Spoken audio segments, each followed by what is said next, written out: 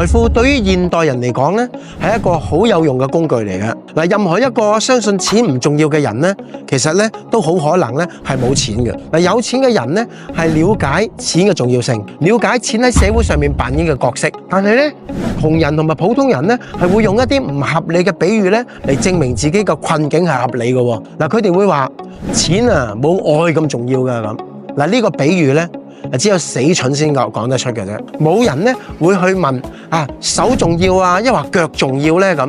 咁啊，當然係兩樣都重要啦。喺佢能夠發揮效用嘅地方，實在係太重要啦。而喺佢唔能夠發揮作用嘅地方，就當然完全唔重要啦。愛雖然可以用嚟推動世界，但係愛咧係唔能夠攞嚟起醫院嘅噃，而愛咧亦都唔能夠攞嚟起教堂嘅，而愛咧亦都唔能夠代替家用。